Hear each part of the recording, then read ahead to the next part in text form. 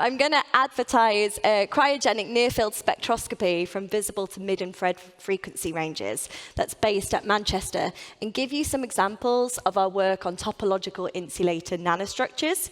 You'll see some 3D TIs, but also some 1D, and hopefully that will average out to 2D, and I won't get kicked out.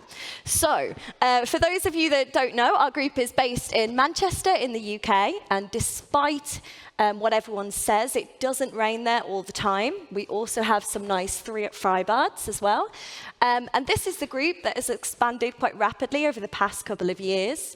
And we're based mainly on terahertz devices, but also do far-field terahertz spectroscopy and near-field microscopy. And I'm going to focus mainly on the near-field microscopy side today. The work that's going to be presented has mainly been conducted by Dan Johnson, who's this smiley chap at the front here, but with support from Tom and also Manan. So firstly, our facilities at Manchester, we're very fortunate to have a suite of near-spec Attacube microscopes that go from the room temperature to cryogenic temperatures and also operate from visible to mid-infrared ranges. This is actually a national facility in the UK, so you can access these microscopes as well.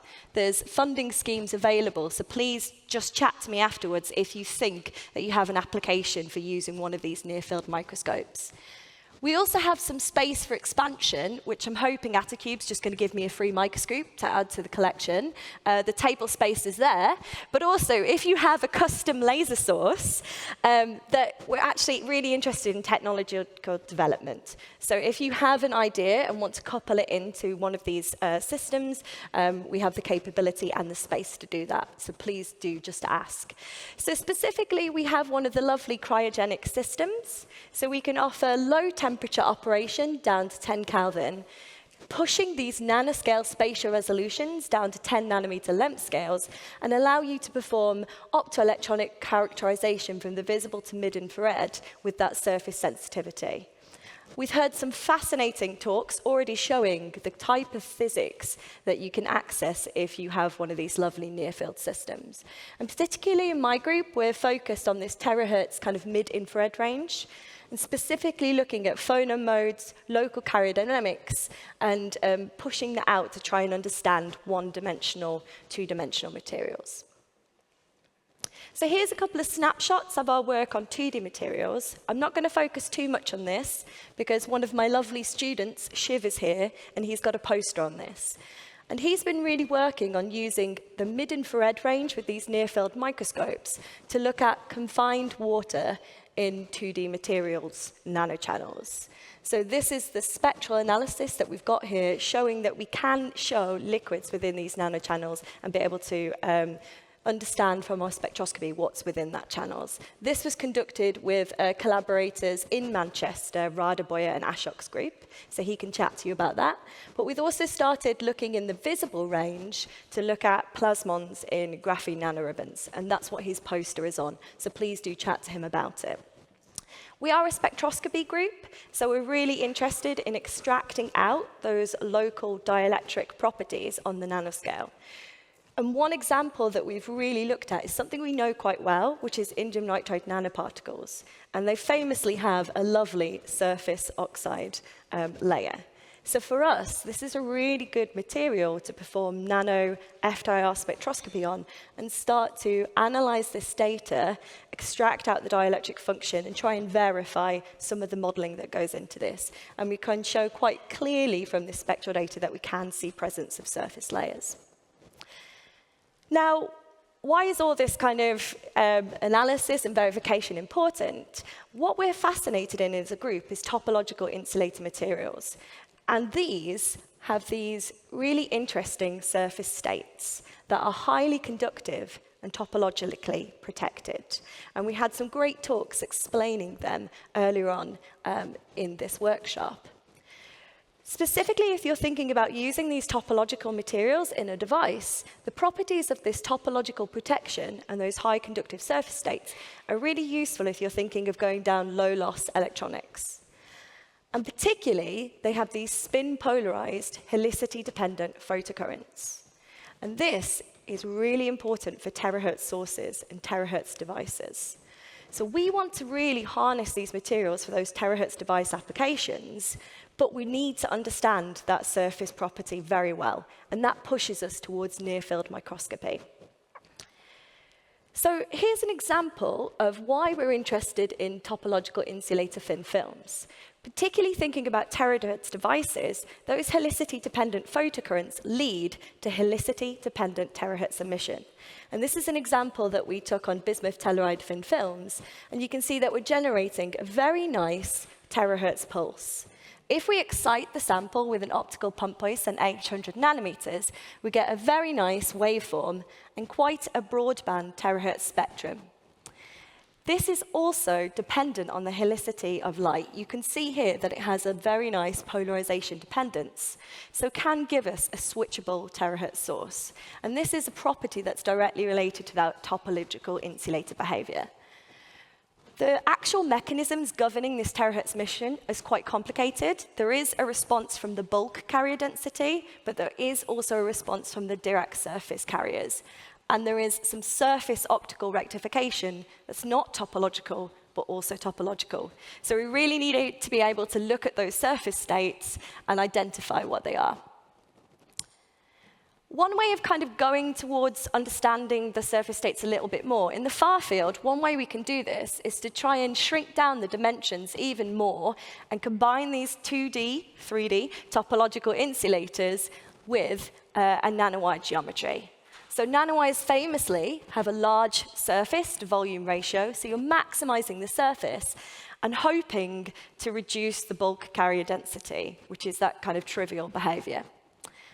But also when we fabricate these in a nanowire form, we have more control over their crystal structure and dopants, so we can play around with the crystal structure to change the terahertz emission that we see. For terahertz devices as well, there's lots of previous work that has used nanowires that has shown that you can use their inherent polarization anisotropy to modulate terahertz radiation. And if you're thinking about photodetectors, they have a very low dark current.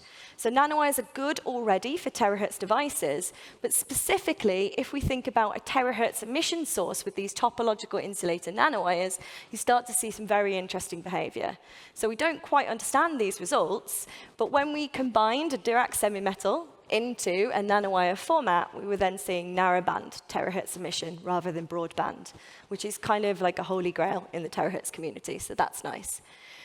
But to be able to understand this, we're always needing to have those single nanowire measurements and surface sensitivity, and that's pushed us towards this near-field microscopy. And this has been well explained already, but the reason, particularly when you're thinking about mid-infrared and terahertz range, is the diffraction limit of light restricts us to about 150 microns for 1 terahertz. So if my nanowires are 50 nanometers in diameter, I can't look at a single nanowire and I don't have surface sensitivity. I'm always looking at an ensemble of nanowires. So it's very hard to understand exactly what's going on in that single nanowire device. But if I combine my terahertz radiation with an atomic force microscope, scatter the light back, as you do in scattering type near-field optical microscope, I can now defeat the diffraction limit and get down to spatial resolutions and perform terahertz and mid-infrared spectroscopy on the order of nanoscale length scales, down to 10 nanometers. Now I can look at a single nanowire and also map the properties along a nanowire. So this is a well-established technique, and there's also been studies already done on topological insulators. This is an example from my time in Regensburg in Rupert Huber's group, where they looked at a bismuth antimony telluride sample on silicon and saw this very nice resonance in the mid-infrared range, around 1250 wave number, 37 terahertz, which was attributed to a trivial 2-deg state due to surface band bending. Not topological at all, a trivial 2-deg state.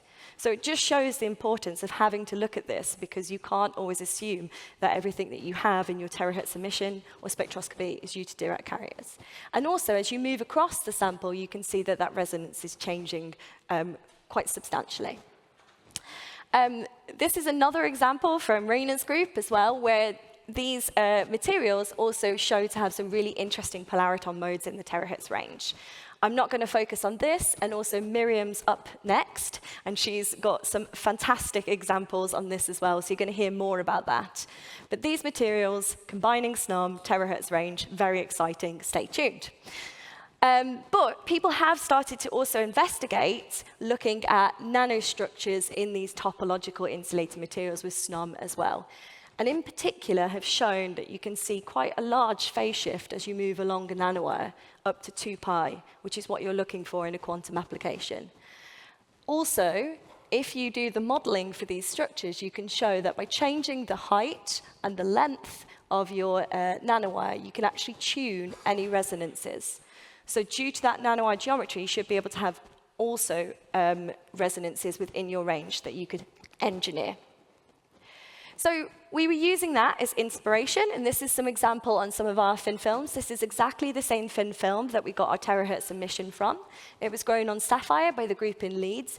And already from the AFM, you can see these triangular features, which is due to that MBE growth. So the materials grow as quintuple layers and form these very nice triangles, and we're seeing that quite nicely.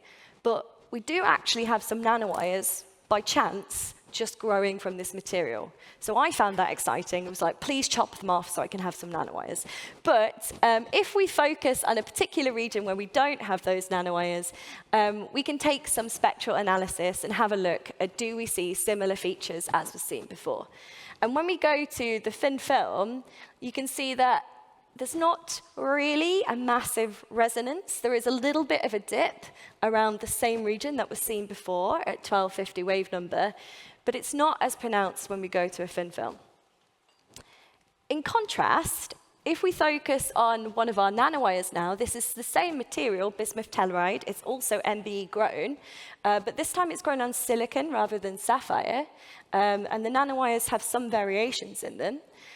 We can look at the kind of structure that we've got, and around 150 nanometers is the average diameter for these.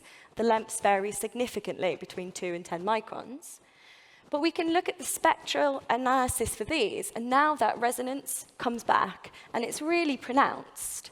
But it does vary on different points along the nanowire. So here I'm showing 3 points as you go from 1 to 3, and that resonance is changing quite substantially.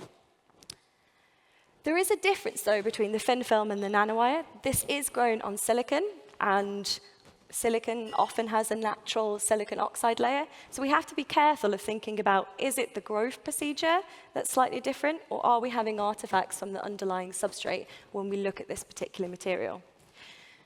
To confirm that this feature from our spectra is real as well, we've also done narrowband measurements on one of these nanowires. And this was taken at NPL with Nathaniel Wang, who's here today as well. And you can see clearly that around the feature that we see, around 1250 wave number, the nanowire is lighting up. I'll just show it on the same color scale and normalize to the substrate to really emphasize that. So as we cross this kind of resonance feature, you're seeing that nanowire, the amplitude, the reflectivity really light up. And when we show this nanowire to people in the plasmonic community, they usually get excited because this is what you see if you have a plasmonic resonance in a nanowire. And this is kind of well known in the terahertz range that if you change the radius and length that you can see a plasmonic resonance. But we never take these things for granted. So you'll notice that I'm only showing you the amplitude. So this feature was not necessarily as apparent in the phase. And we did look at different nanowires to check if this feature moves. So one of the beauty of having lots of nanowires on your sample is if you look hard enough, you can find nanowires with different lengths and slightly the same width and slightly the same kind of properties. And this is very different lengths, 10 microns, 2 microns, and 5 microns, and that resonant feature is still there. So it doesn't appear to actually be a plasmonic resonance. So this, we're still trying to work out kind of why are we seeing this change between the thin films and the nanowires that we've looked at, given that they are the same material and grown in very similar ways. So one obvious solution is that we really need to think about what that substrate is and take that into account in more detail. And this is an example that was conducted in NPL looking at that, where they put bismuth selenide on top of silicon oxide, gold, and an air, and at 1250 wave number, you can see variations in that amplitude. So that's suggesting to us that we need to take that into account. But also, something that could be different between the thin films and the nanowires, if we are thinking down a trivial 2-dig state, it's not a given that the Fermi level is the same in these materials. And the carrier density may not be the same in these materials. Also, we have definitely seen for Dirac semimetals that as you change to a nanowire geometry, your crystal structure can change. So there's quite a few parameters that could explain the results that we are seeing. And we're working towards electronic measurements to get us the carrier density in these nanowires as well, moving to the terahertz range to get an estimate of that carrier density with our SNOM technique as well. And focusing quite heavily on modeling.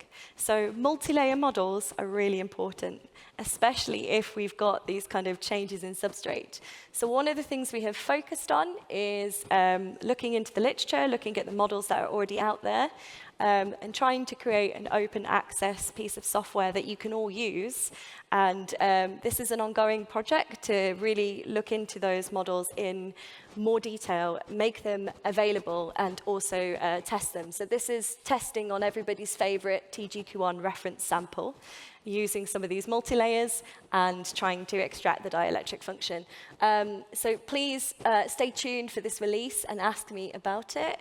And very happy to chat about that. So that's ongoing work, but also alongside that, what we've been working on is trying to direct write these nanowires.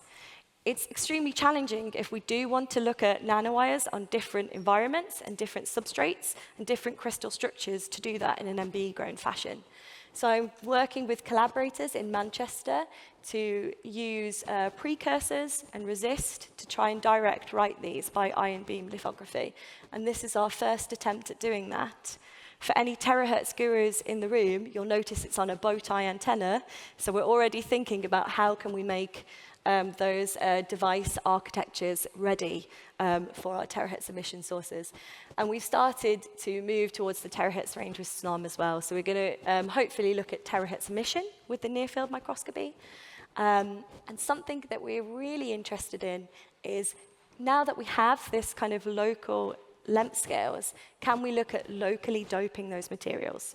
Can we locally dope with indium to create an insulating bit in our topological insulator, or create a magnetic TI? And this is really moving towards quantum metrology. So for these magnetic TIs are a great candidate for investigating the quantum anomalous Hall effect. And we've got a review coming up on this. And to show you the progress with this, this is some bismuth selenide thin film. And we have used a P-name tool at Manchester, which is an ion implantation tool, to locally implant manganese in parts of this bismuth selenide thin film.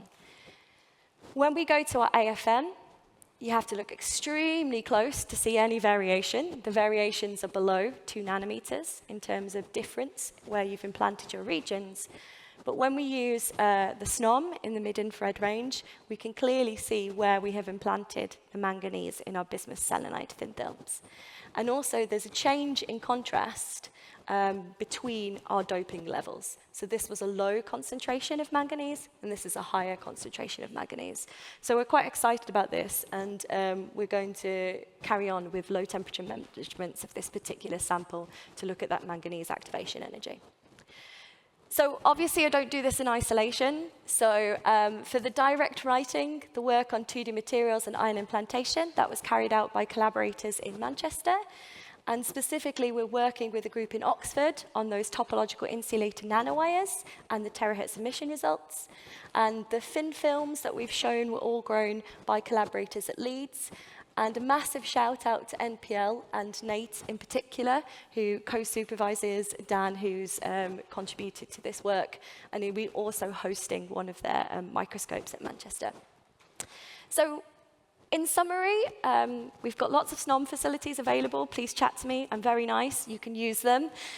Check out our multi-layer modeling. And I think we've shown that in terms of thinking about topological insulator thin films and really understanding that surface states, near-field microscopy is a very useful tool.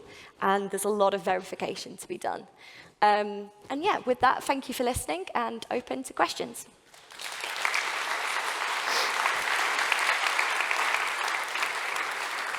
Thank you. Any questions? Go ahead.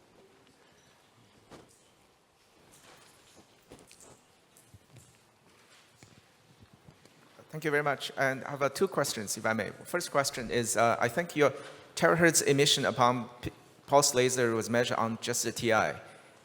And how do you compare that response with TI/ferromag hybrid? I think also give emission.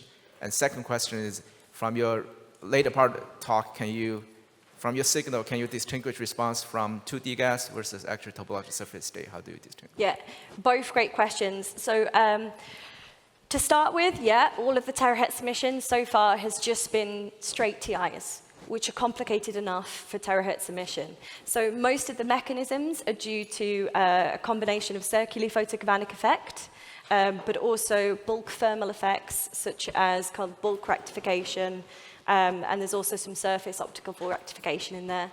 So from the terahertz emission, because that surface optical rectification is usually due to the kind of 2-deg states, and you also have photodember and things like that to band bending, we can kind of isolate there a little bit better what the topological and trivial states are. In terms of combining it with a ferromagnetic, that is definitely an interesting way to go. We haven't done it yet, but we are fabricating the samples to have a look at it.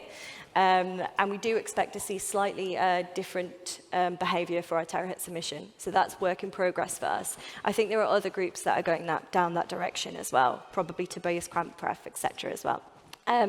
So the second question was about whether we can distinguish between trivial and a topological surface state from SNOM.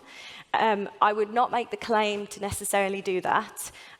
What we can do is kind of look at what signatures that we can see and then do modeling to support kind of what we're looking at. So most of what we get from the amplitude and the phase, we're converting back to a dielectric function or using a dielectric function to understand those results. So in terms of the dielectric function that you pull out, you could use kind of, a Dirac response for that, plus some bulk carriers, and then start to kind of model that behavior. But I'd still like to back that up with magnetotransport measurements to really say, yes, there's a topological surface state there, and that's what we're looking at. But I think that this is a very good non-contact, non-destructive way of doing it, and specifically for the nanowires, it's so hard to fabricate contracts on nanowires. Respect to everybody who does it. I never wanted to go down that road. So this is hopefully a kind of less difficult way of getting a complementary data out from that. Any other questions? I have just a quick question on, do you have the ability to make smaller nanowires? I'm wondering if the reason why you don't see plasmons because your wires are too big? Yeah, exactly that, yeah. So yes, we do. So with this direct writing technique, we've actually been able to push this down to 2 nanometers width. So this is really why I'm quite excited about this. So some of the kind of high nanowire growth groups like Anafunct-Berta in EPFL, JAG Edition ANU can successfully get you 5 nanometer nanowires. Growing them with these particular materials is quite a new kind of field to push into. But with this direct writing, we can get below the 7 nanometer node for transistors. So I think this is a really hopeful way of moving towards plasmonics, in TI nanowires. Great, thank you.